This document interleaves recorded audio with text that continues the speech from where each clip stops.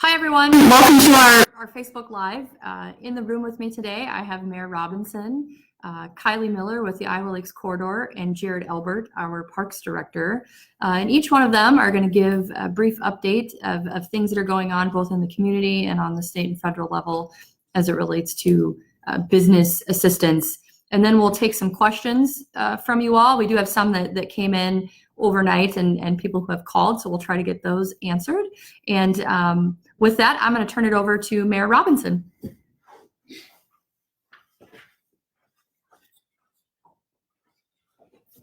Thank you, Amanda. Hello, everyone. I wanted to go over a couple things. First of all, thank you for your patience and diligence in this unprecedented time. We're seeing things that impact us from a health perspective that we've never seen before. We see things that are impacting us from a business perspective, whether you're a business owner, you're an employee in a business, or you rely on that business to buy your goods. Certainly, today is different than 2 months ago, and so we appreciate your adjustment to that. This is also unprecedented times for the adjustment of personal and community economics, how money is handled and distributed in our communities and in your home personal budgets. There's a lot of questions. There's a lot of programs that are coming out both on the personal income side as well as the business income side, and Kylie will touch a little bit on those programs in our live update here. I also want to reiterate what healthcare providers have told us. So the curve that we are in and the increased number of testing that's now becoming available, we will no doubt see increased cases in the state of Iowa. This is due, again, to more testing being done as well as potential spread of the COVID-19 virus. But I want you to be prepared for that. I want you to expect that. But at the same time, now is the time in which we need to continue to control our behavior, our interactions with people. I just want to read real quickly the governor to reiterate the importance of social distancing and what that means. You know, we're 3 weeks into this and it's become a buzz phrase now, but it has meaning. And so when you look at the actions that have been taken by the governor of the state of Iowa, Kim Reynolds, they're very tough decisions. And so if we just review quickly places and businesses that have been impacted. So the following have been shut down or limited in interaction: restaurants and bars, fitness centers, swimming pools, salons, medical spas, barbershops, tattoo establishments, training facilities, massage therapy establishments, theaters, casinos, gaming facilities, senior citizen centers, and adult daycare. Just yesterday, also expanded into this was bookstores, clothing stores, shoe stores, jewelry stores, luggage stores, cosmetic beauty and perfume stores, florists, and furniture and home furnishing stores.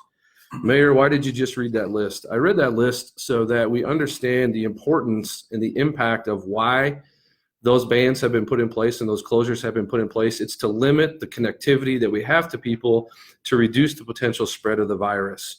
It is unprecedented. And I want to reiterate that those decisions from the government and the governor did not come lightly.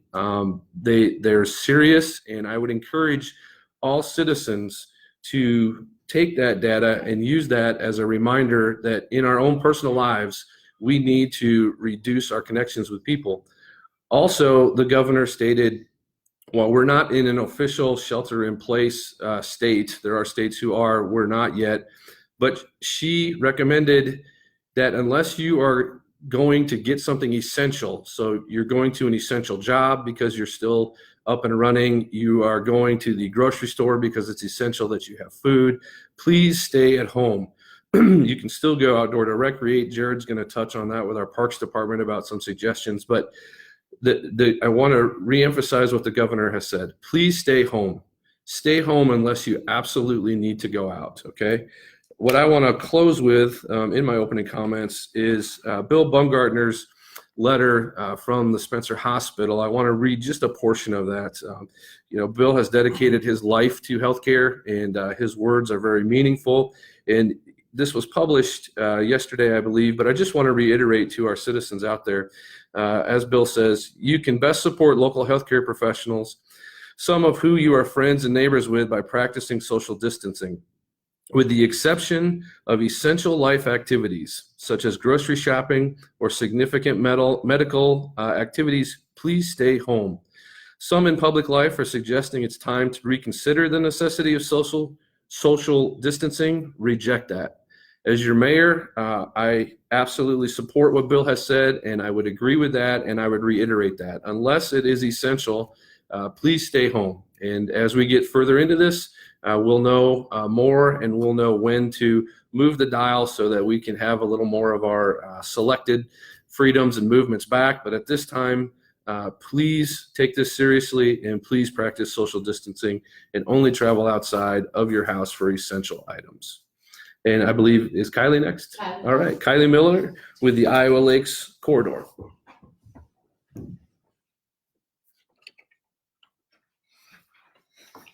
Good morning, everyone. Thank you, Mayor, for that introduction. Thank you to Amanda Mack and the city for setting this event up. My job today is to speak with you briefly about the business programs available to assist in the financials of small businesses, both state and federal. What I'm going to do is I'm going to take 1 to 2 minutes and talk about the programs that are already in place that presumably you've already heard about, but just reiterate the deadlines, et cetera. And then I'm going to follow up with what we know to date about the CARES Act, the bill that was passed by the Senate, and as I understand it, will be voted on by the House today. So first off, I should say that the documents I'm presenting were prepared by Brian Delzell, our Senior Vice President and Entrepreneur in Residence. Brian has been working with literally dozens of companies over the past week to help them think about these programs and whether they're applicable and appropriate. So if you would like to talk to Brian, please give us a call at 712-264-3474. And the other thing I would always say is these are debt programs. We emphasize talk to your lenders. Talk to your lenders whenever you're thinking about debt. You need to have those conversations with your bankers. So quickly, state programs. Earlier this week, it seems like a year ago, the governor announced the Iowa Small Business Relief Grant. This is a grant available for businesses of 2 to 25 employees. It provides grants of $5,000 to $25,000. What do you need to know now? First off, the deadline to apply is noon on Tuesday, March 31st. I'm going to say it again, noon on Tuesday, March 31st. You can find the application on the website of the Iowa Economic Development Authority or on lakescorridor.com. Just click on COVID-19 resources and you'll find it on that page. But that March 31st deadline, bear in mind, this is not a first come, first served grant. Every application will be reviewed. So if you get online, you go to apply and you can't get through, just be patient, just keep trying. It will be reviewed. Subsequent to the Iowa Small Business Relief Grant, the governor announced sole proprietors, grant for sole operators, sole proprietors. This is through the Targeted Small Business Program. So let's go ahead and talk about that first. What is the Targeted Small Business Program? It supports businesses that are owned by women, people of color, minorities, people with a disability, and veterans. So again, women, minorities, veterans, and people with a disability. This program provides grants of $5,000 to $10,000 to businesses that are sole proprietors. To apply, you simply need to visit the Iowa Economic Development Authority website. I'm going to add one other thing. It's 51% or majority ownership. So if you're in a business where it's a partnership, but one of those 4 categories owns the majority of the business, then you would be eligible. So again, visit the Iowa Economic Development Authority website. Grants are for $5,000 to $10,000. These programs also provide tax deferrals, both sales tax deferrals and withholding tax deferrals. The same application applies. So even if you're not eligible for one of these grants, businesses in the state of Iowa, small businesses in the state of Iowa are eligible for grant deferrals. So go online, fill out the application, and you can pursue tax deferrals. Now, the big loan that you've known about is, of course, the SBA loan. Brian has a lot of experience with SBAs, and he's been very interested in this program. But he emphasizes that significant changes would take place if the new bill passes today. But what is different about this SBA loan program? First, funds originate from the U.S. Treasury, not a bank. There is no cost to apply. There is no obligation to take the loan if applied for and offered. And the max unsecured loan is $25,000. The max secured loan is $2 million. The rate is 3.75 for small businesses, 2.75 for nonprofits. And the terms are up to 30 years. You can apply online at disasterloan.sba.gov/ELA. Again, disasterloan.sba.gov/ELA. So that's the current program. Now I want to turn for a second to what we know about the CARE Act, the Coronavirus Aid, Relief, and Economic Security Act. What will this include? Well, as the Senate passed the bill, $349 billion in cash flow through 100% federally guaranteed loans to small businesses and 501c3s. This is a mega package. The expected forgiveness. So anyway, what's this for? It's to help get people back to work. So a portion of this loan can be forgiven. What can be forgiven? Well, think about wages, payroll, vacation benefits. That's what can be forgiven. The maximum loan amount is going to be 2.5 months of payroll, or the lesser of 2.5 months of your payroll, or $10 million. I'm guessing most people on this call, it's 2.5 months of payroll. Only businesses with less than 500 employees are going to be eligible. And this is for the Paycheck Protection Program. That's the name for the term to keep people going back to work. There's no collateral or personal guarantee, and that will be required for this loan. There's a lot more that's coming with this bill, okay? And right now we're just learning about it. But bear in mind that the government is preparing a new loan. It's through their 7A SBA loan program.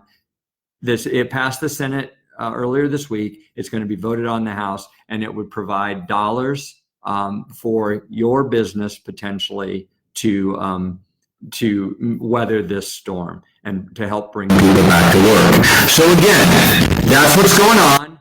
If you need additional support, first, talk to your lender. We can't emphasize that enough. And second, give us a call, 712-264-3474. And now I turn it over for some good news about Parks and Recreation.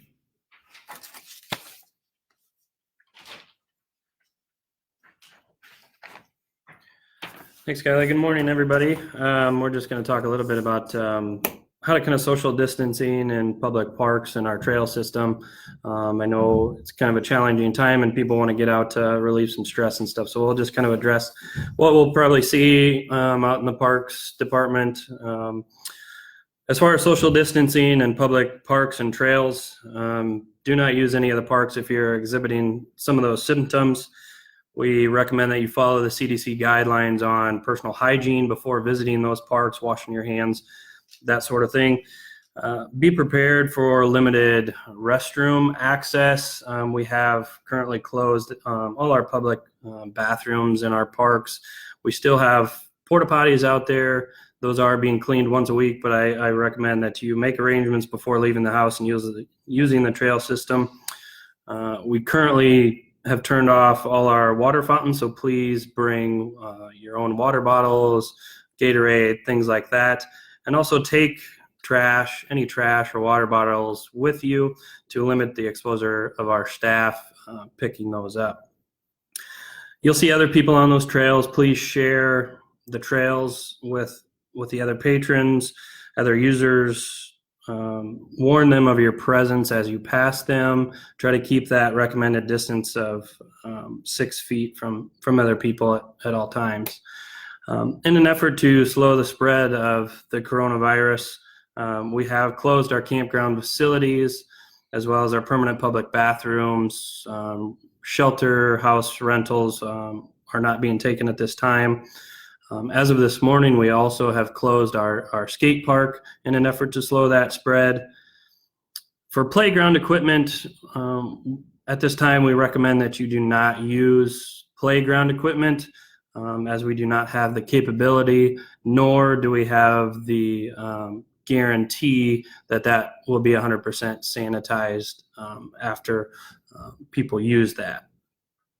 You will see our staff continuing to provide services. We'll be mowing, landscaping, those activities here as we get into spring and summer like we normally would. We ask that you please refrain from going up to those staff and asking questions. Any questions can be directed towards the Parks Department here, just to limit exposure and keep that social distancing in place. We understand that parks and open spaces provide necessary relief in this challenging time, but we also recommend if you're out there using our parks and trail system that you follow the social distancing guidelines put forth by the CDC and the Iowa Department of Health. So with that, I think we'll probably take questions. Get Amanda back on here. Thank you. Okay. Well, we have had a couple of questions come through, as I mentioned earlier. So the first question, and this seems to be a pretty hot topic, and I certainly understand, when is this transfer station going to reopen to take furniture, appliances, electronics, etc.? It is closed right now, and it will remain closed until we get guidance from the governor that it's okay for us to reopen city facilities.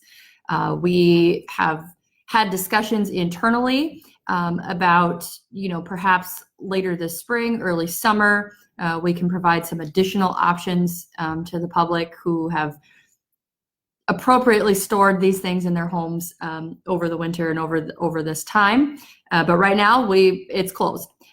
Clay County rural residents have the option to bring their garbage only, to the transfer station on Saturdays from 8 a.m. to 12 p.m.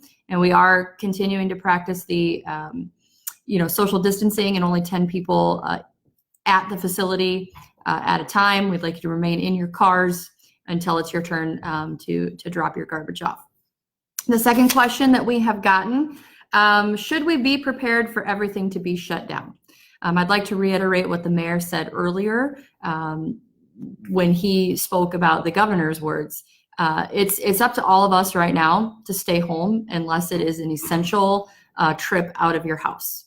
And so while a formal order for things to be shut down has not come yet, and we don't know if it will, we're encouraging you all to listen to the governor and to listen to our healthcare experts and stay home. Stay home if you don't need to be out. Another question, what are the hospital's plans for extra beds and PPE? So we learned yesterday from the hospital that they've actually had a plan in place for a number of years should some type of pandemic come, and they have worked with local hotels to figure out additional space if it would come to that. They believe the hotel rooms would be advantageous because of the private bathrooms and the way that they can set their systems up. As it relates to PPE, you all have seen through our social media, the chamber, the hospital. If you have PPE at your place of business or your homes, they are asking for donations of that.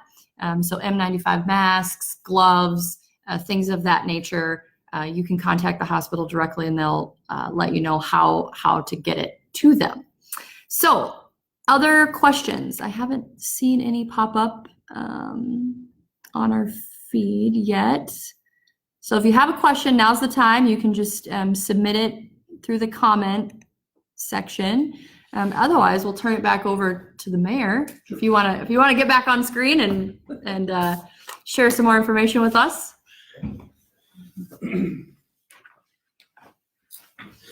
Thanks, Amanda. Just like to wrap up thanking everybody again. Appreciate your patience. Do want you to know that we continue our daily 4:30 calls with county and city leadership. We have included the smaller towns around us as well. We do have our state representative, Megan Jones, is on there. So if we have concerns or questions that relate to the state of Iowa, she's able to get those answered in a relatively fast manner. So want to let you know we're still active, we're still working, we're still trying to adjust and provide the best services possible. Appreciate everything that you're doing in your personal and business lives to slow the spread of this virus. That's all I would have. All right. Thank you. All right. Thanks, everyone. Thanks for joining us, and I'm sure we'll be back soon.